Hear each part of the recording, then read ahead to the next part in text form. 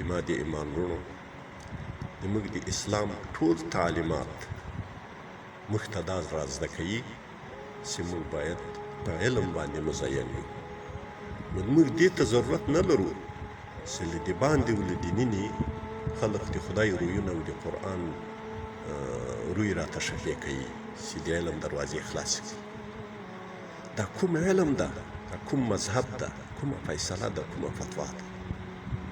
موږ باید د هغو کودنو او مرده شویو امامانو که څه لوی لوی لقبونه ځان ته ورکړي د یوه خبره ونه منو چې په منبر باندې ناست دي او ښه جوغه یې اغوستي او د علم د بندښت په دلایلو کې د یورپو د امریکا او د اروپا فجائع او بې سترۍ او عریانۍ راته بیانوي.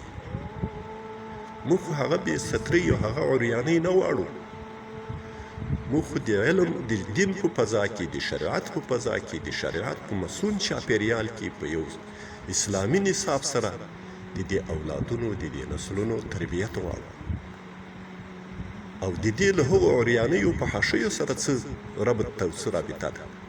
د دو مخنیوی خو د اسلامي نظام د متولینو په لاس باندې ده.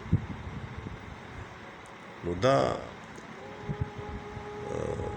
ټکي او رواني بیخي سره لګېږي نه چې موږ د یورپ عریانیو په حاشۍ بیانوو د علم د بندښت په دلایلو کې. موږ باید دې ته ضرورت پیدا نه کړو چې له خپله لاسه د دښمن تبرګي ته لاستی اچولی او حالا به هم پرې ټکوي معالا به هم پرې باندې ټکي وو. حالا هم په دې باندې ټکوي چې دوی په همدغه داعیه باندې چې تاسې حقوق بشر ضایع کړي، حقوق د نسوان هم ضایع کړي، حقوق د تعلیم هم ضایع کړی ده. نو ډبوي او د هغو ډبولو ته ضرورت خو نشته. د هغو ډبول په خپل حد کې دي.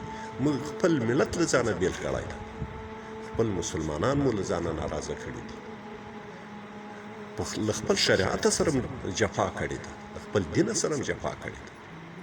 موږ باید د دښمن تبرګي ته لاستی وانچوو او معالا هم چې کله موږ نسلونه په جهل او په تیارکي کې رالویږي نو موږ به د ژوند په هره شعبه کې همدغه کافر ته بیرته محتاج یو.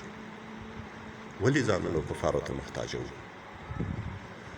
الله دې وکړي چې موږ د یوه صحیح شرعي مسؤول اسلامي نظام د نړۍ هر غافل په اذان ویښوم زه بلال خوب ولی جهان ویښوم زه بلال خوب ولی جهان ویښوم